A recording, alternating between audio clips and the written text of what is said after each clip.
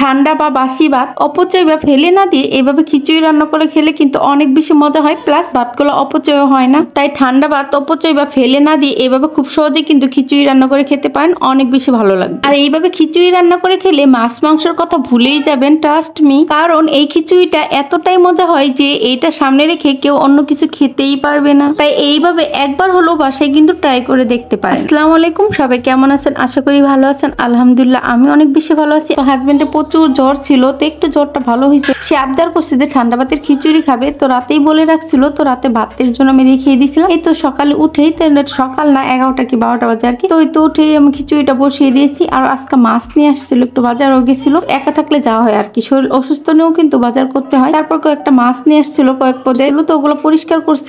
আর কিছু মাছ রেখে দিচ্ছি, তো ওগুলো পুরো পরিষ্কার করবো। রেখে দেন আগে খিচুড়িটা বসিয়ে দিচ্ছি, যেহেতু সে অসুস্থ, খাবার দিতে হবে, এর জন্য একটু তাড়াতাড়ি রান্না করে নিচ্ছি। তো এর জন্য কিন্তু আমি দেখেন খিচুড়িটা বসিয়ে দিয়েছি মেখে সবকিছু দিয়ে। যেহেতু ঠান্ডা ভাতে খিচুড়িটা আরো অনেকবার শেয়ার করছে, এর জন্য আমি কিন্তু ডিটেলস আজকে আর বললাম না। পেঁয়াজ মরিচ আর সব ধরনের বাটা মশলা আর হলুদ গুঁড়ো মরিচের গুঁড়ো দিচ্ছি, আর যদি নেই তেমন আর একটু সরিষার তেল দিছি আর কি। তো এগুলো দিয়ে কিন্তু আরেকটা চুলায় আমি খিচুড়িটা বসিয়ে দেন এই চুলায় বেগুন ভেজে নিচ্ছি। একটা কি 1.5টা বেগুন কেটে নিয়েছি, আর 2 পিস মাছও নিয়েছি মেয়েদের জন্য। এগুলো চুলায় বসিয়ে দিলাম, কম তেলেই ভাজবো। বেগুনগুলো তেলের মধ্যে দিয়েই কিন্তু আমি ঢেকে দিয়েছিলাম। ঢেকে দেওয়ার কারণে বেগুনটা কিন্তু তাড়াতাড়ি সিদ্ধ হয়ে যাবে। বেগুনগুলো কিন্তু একটু পর পর এপিট উপুট করে দিতে হবে, মানে উল্টিয়ে দিতে হবে। তারপরেই তো দেখেন বেগুনটা প্রায় ভাজা শেষ। বেগুন ভাজতে কিন্তু বেশিক্ষণ টাইম লাগে না, একটু ঢেকে দিবেন। ঢেকে দেন, একটু জালটাকে হালকা বাড়িয়ে দিবেন, তারপরে দেখবেন বেগুনটা তাড়াতাড়ি হয়ে যাবে। ঢেকে দেওয়ার কারণে কিন্তু বেগুনটা নরম হয়ে যায়, তখন আর ভাজতে সময় লাগে না। তো এই তো বেগুনগুলো উঠিয়ে নেবো, মাছগুলো আরো কিছুক্ষণ রাখবো। একে একে সব বেগুন আমি উঠিয়ে নিচ্ছি। আর মাঝে মাঝে না সিচুয়েশনের কারণে কিন্তু ভয়েসটা একটু আস্তে দিতে হয়। এটা শুনেই দেখে অনেকেই কমেন্টস করছে ভিডিও কোয়ালিটি ভালো হয় না, ভয়েসটা ক্লিয়ার হতে হবে। অনেকেই না যারা ফুল ভিডিও না দেখে কমেন্টস করে, এরকম 2-1টা কমেন্টস থাকে আর কি। তো ক্লিয়ারই হয়, ভিডিও কোয়ালিটিও ভালো হয় আমি জানি। মানে আমি বলতে চাচ্ছি ভালোর কিন্তু শেষ নাই, কারণ আমার সাধ্যের মধ্যে যতটুকু সম্ভব আমি ততটুকুই ট্রাই করি ভালো করার। মাঝে মাঝে সিচুয়েশনে ওরকম হয় যে ভয়েসটা আস্তে দিতে হয়, বা আস্তে দিতে যায় একটুই শোনা যায়, এদিক সেদিক হয় আর কি। একদম যে খারাপ হয় কিংবা